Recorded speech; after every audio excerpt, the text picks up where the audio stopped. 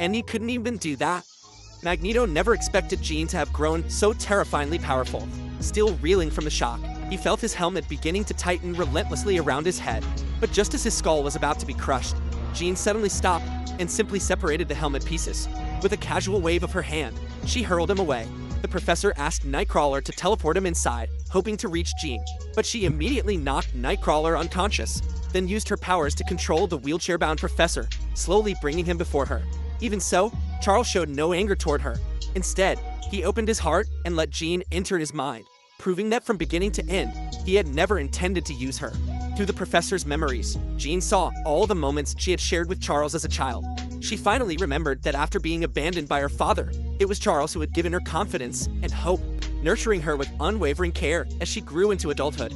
Under Charles's influence, Jean's compassionate nature was awakened once again. Not wanting to continue being controlled by this destructive energy and hurt those around her, she made the decision to transfer the Phoenix Force to Vuk. But as the energy gradually moved into the alien's body, Jean's consciousness grew weaker and weaker. "Stop it, you're going to kill her. Your life speak nothing. Your world will be ours." It turned out the alien beings had come to Earth to harness the Phoenix Force to destroy all of humanity and claim the planet for themselves. Once Vuk completely absorbed the energy, Jean would die as well.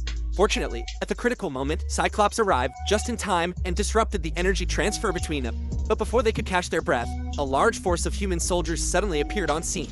Armed with specialized weapons, they captured the defenseless mutants and loaded them onto a heavily guarded train.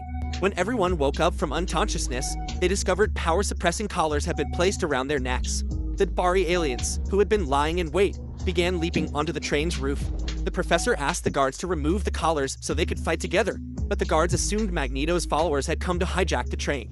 With their specialized anti-mutant weapons, they figured they could easily handle the situation. Little did they know these weapons were completely useless against alien beings. The soldiers were quickly slaughtered, but then one soldier made the right choice and activated the release mechanism for the mutant suppressors. With the X-Men reassembled to defend Earth once more, Magneto immediately unleashed his powers and went on the offensive.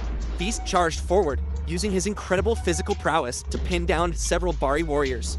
Storm activated her lightning powers and took to the air above the train cars, delivering deadly strikes to the aliens on the roof. Even the typically timid Nightcrawler unleashed unprecedented fighting powers. Meanwhile, Cyclops escorted the professor to awaken Jean, while Magneto seamlessly held the final line of defense.